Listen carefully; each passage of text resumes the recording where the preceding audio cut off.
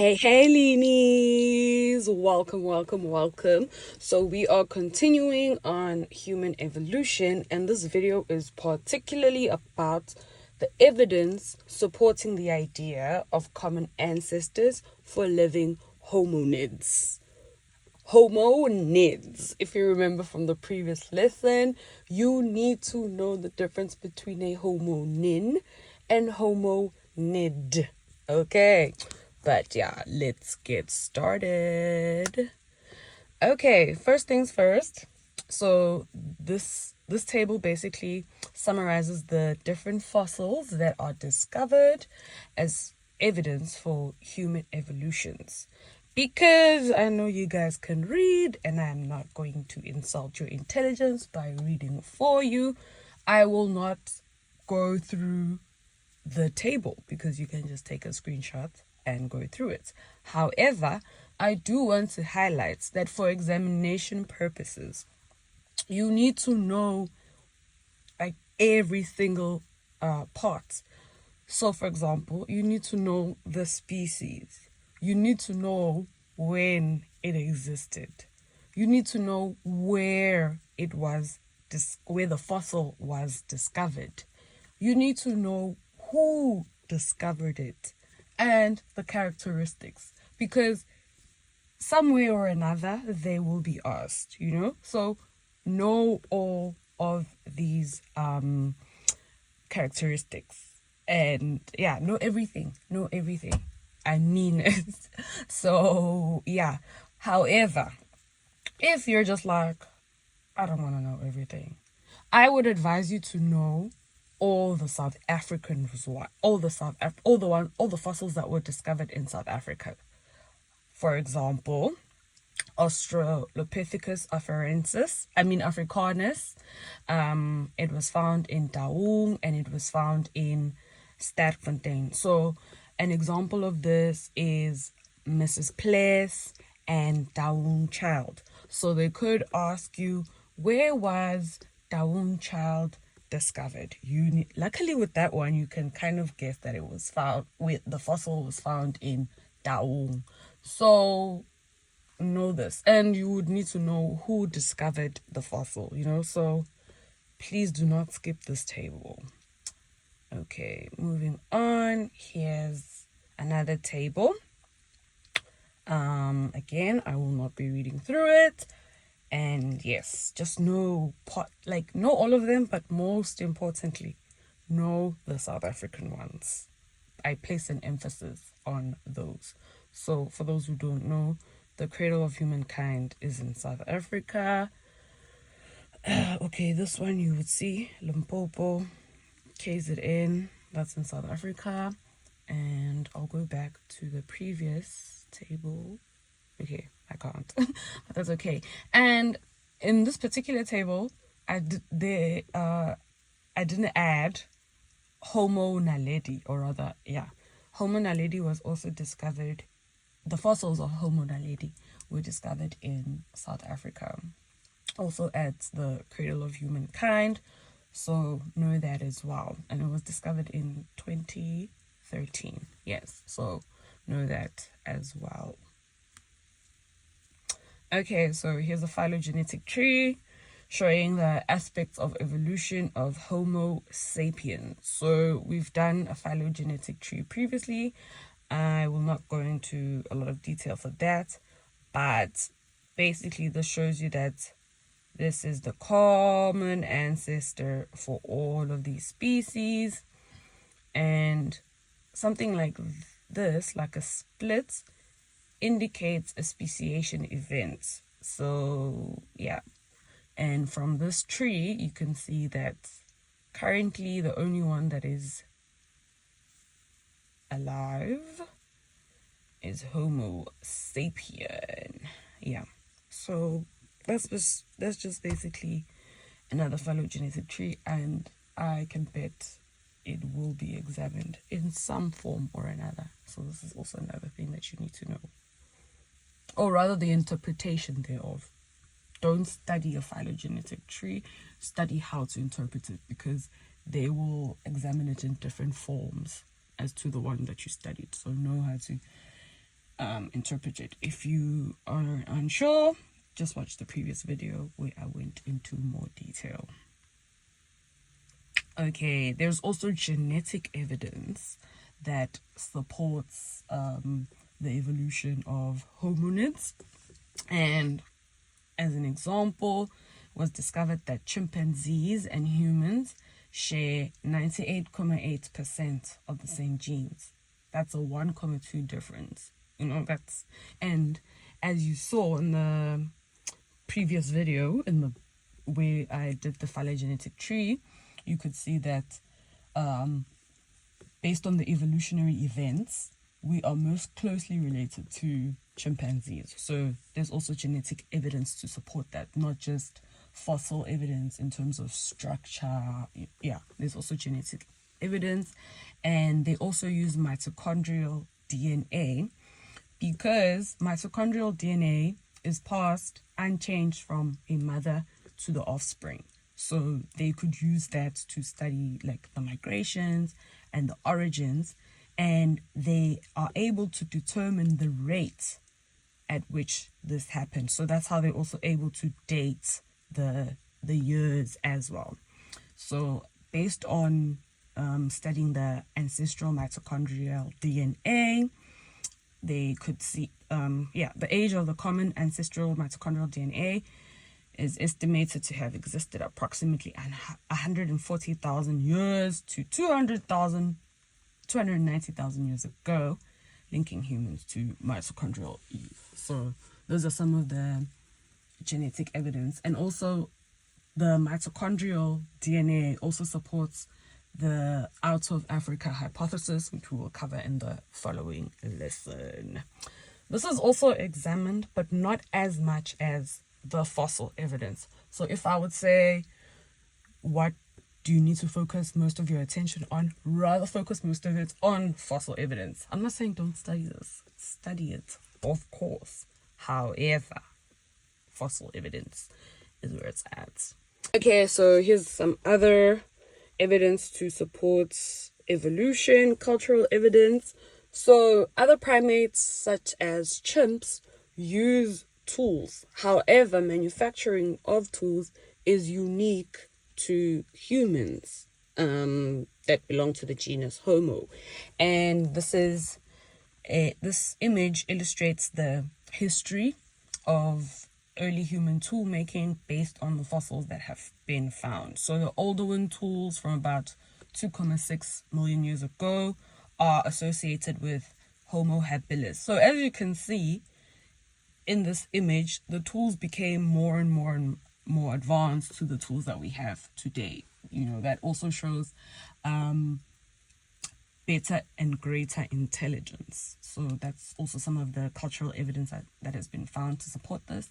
There's also been artworks that have been found, rock art, and fire, which is unique to humans. Yeah. And rather making of fire and the control of fire. So that's just some other cultural evidence that has been used to support the theory of evolution. Okay, now we get on to our exercise. This is an easy, nice introductory exercise. Okay, first things first, name 3 ape-like features of the skull. Okay, as you can see over there, we have a brow ridge. That is an ape-like feature. That is that's showing that the jawbone is like extruding its outside. So that shows you that it's prognathous. And then also the cranium size is quite small. Yeah. So that also shows you that's another ape-like feature. Okay. Next question. What clues are there in the image to the brain size of Mrs. Ples? Basically the size of the cranium. That tells us, that shows us what the brain size was mostly like. Okay, where was Mrs. Ples found and by whom? Remember when I mentioned earlier that it's important to know where and who? Okay, yeah. So Mrs. Place was found by Robert Broom, and Robert Broom found the fossils rather of Mrs. Place near Sterkfontein. Okay, what species did Mrs. Place belong to, and when did this species live? Again, that table. So yeah, Mrs. Place belonged to Australopithecus africanus, and Australopithecus africanus lived in Africa between 3.2 and 2 million years ago. That table. Okay, and then last question says the species Mrs. Place belonged to is extinct. What does this mean? It basically means that today we will not... Okay, that's not the answer you will write down, but just an explanation. It just means that we will not see Mrs. Place and her family and her friends roaming around today. Basically, extinct means that a species no longer exists and no members of the species are alive. Yeah, so that's the answer. But we will not see the species currently. Like, you won't find them at the mall. They are no longer present. Next question. Okay, first question says, what is this type of diagram called? Oh, it's a phylogenetic tree. List the different hominin genera shown in the diagram. So if you are unfamiliar with this term, genera is basically the plural form of genus. So they're saying list the various plural form of genus shown in the diagram. So the genus is the first part of the species name. So we have Paranthropus, we have Homo, we have Australopithecus, and we have Ardipithecus. Yeah. So those are the different hominin. Oh, I also forgot to highlight this. They said hominin. So had they said homonid, we would include this one. But because this is not a homonin, we do not include it. So that is why they added that extra clause. And another clue is that it's out of 4. So they guide you onto how to answer this question. Okay, according to this diagram, which genus is the most recently evolved? So here we have time, right? This is probably current. So most recently, we want to see the most recent split. So the most recent split happened here. It's tempting to say Homo because Homo is the species that is still alive, but it evolved earlier than Paranthropus. So Paranthropus is the most recently evolved genus. Okay, B. Which genus of hominin, again, hominin. If they wanted you to answer which is the oldest genus in this diagram, then you would have definitely said Pan. But they specified and said of hominin. So this is also to catch learners out. If they really know the difference between hominin and homonid. In the previous video, I also emphasized that you need to know this difference. Don't know the difference in terms of the definition, but also understand the difference because they will catch you out in multiple questions. So yeah. And based on this, we can see that the oldest is Ardipithecus ramidus. Also, if you studied your table, you wouldn't even need to look at this diagram, but they just say according to this diagram, so you have to answer according to the diagram. Next question. Which hominin species shares a common ancestors with Australopithecus africanus? So we go to Australopithecus africanus, and So these two species that branch out from here, that evolved from here, share a common ancestor. So the only other species would be Paranthropus robustus. Okay, and then next, I just realized something. Okay, I realized something. I'm actually wrong with 2.3a. The genus that is most recently evolved is actually Homo, because based on this answer that I saw now, Paranthropus, the genus, we see it earlier. Yeah, we see it earlier than Homo. So, yeah, 2.3a, please change that. Please. See, I make mistakes as well. Yeah, I'm only saying this now.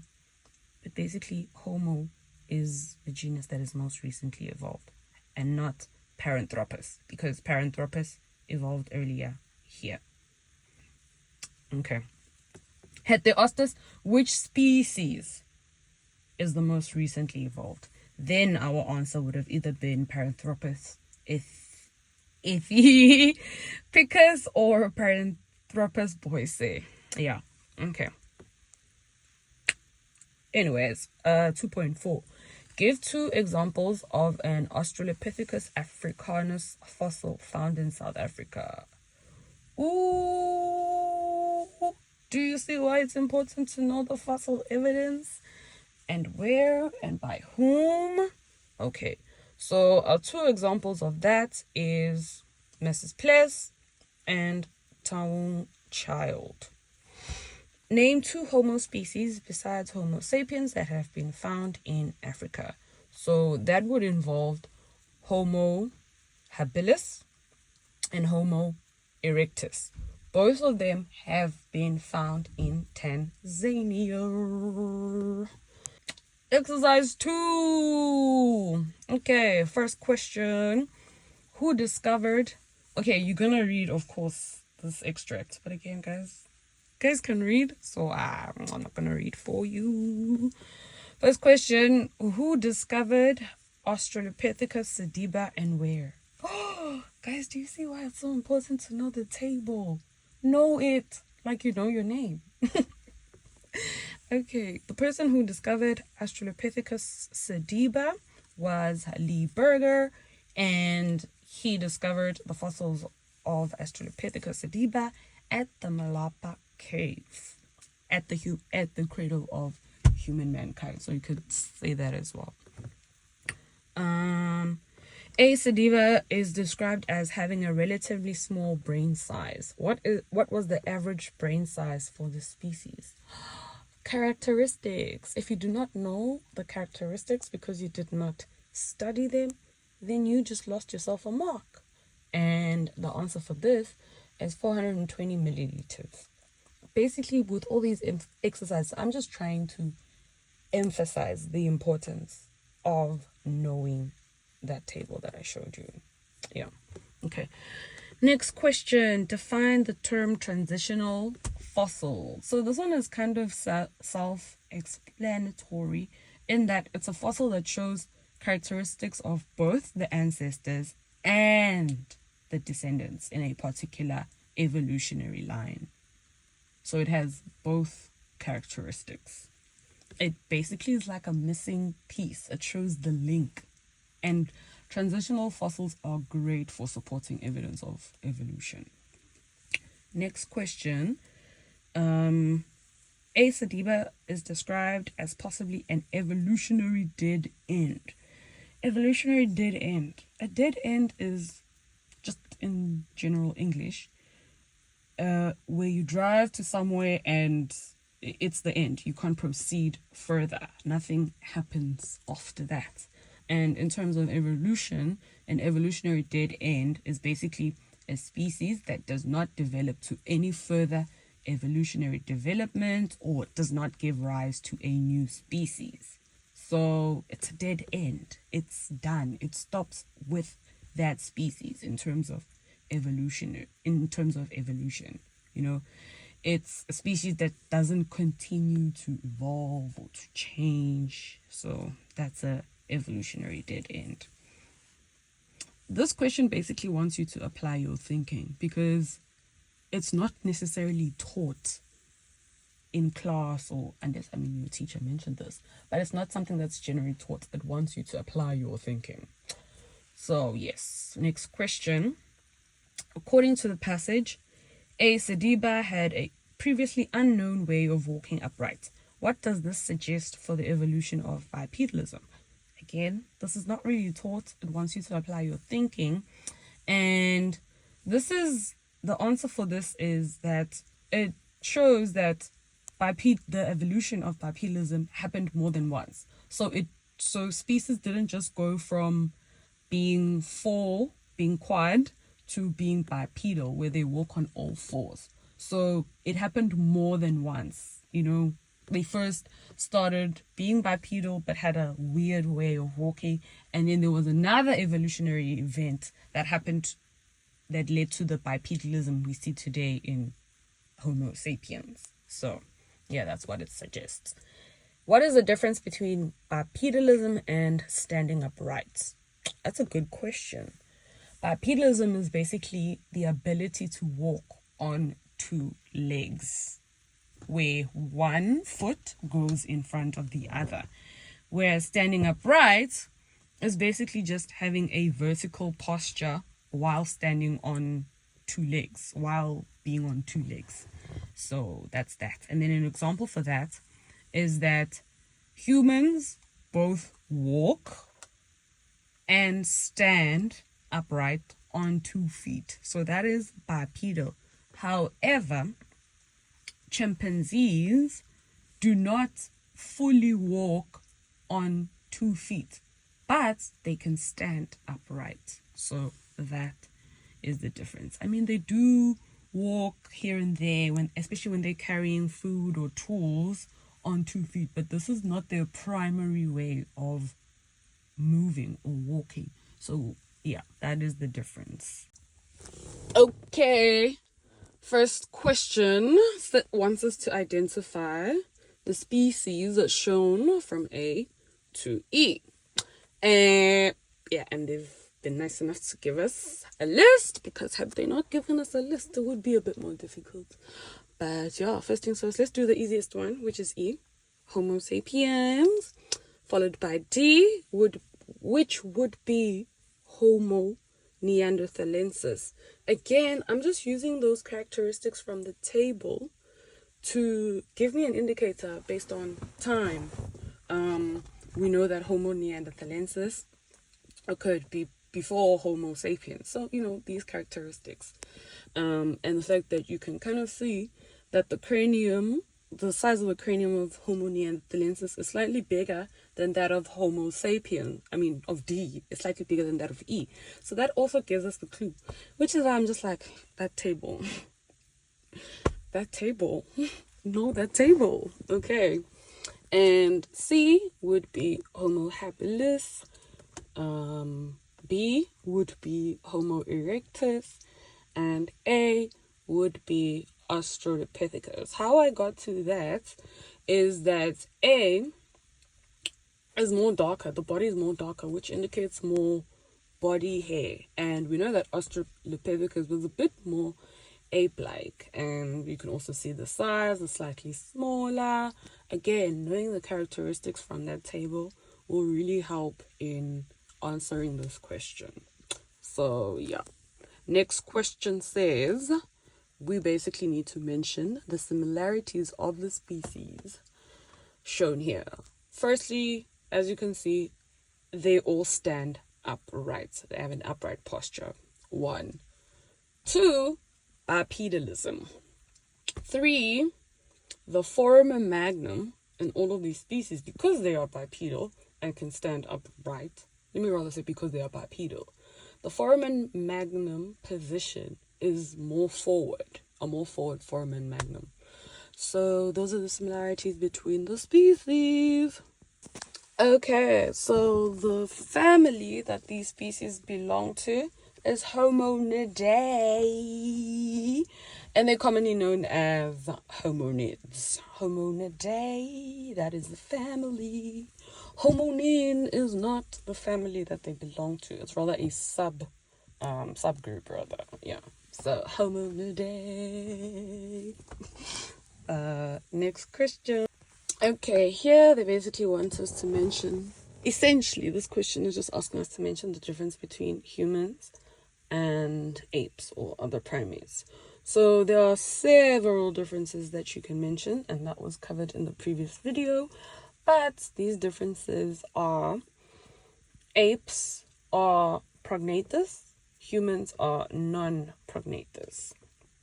Apes are quadrupedal, humans are bipedal. But in this answer, just mention the ones related to the humans. So you'd say bipedalism, non-prognathous, foramen magnum in a more forward position, no brow ridge. You know those characteristics. So yeah, that is basically it for this video. Thank you so much for watching, and I hope it helped. And as you can see, the mistake that I made is that I make mistakes here too. I'm human. It's important that I just learn to correct them. And also, I guess by me doing the question, you could also see my thought process, and that could also maybe help you on how you can analyze these questions. But yeah, if you do have any questions, shout. And thank you so much. Till next time.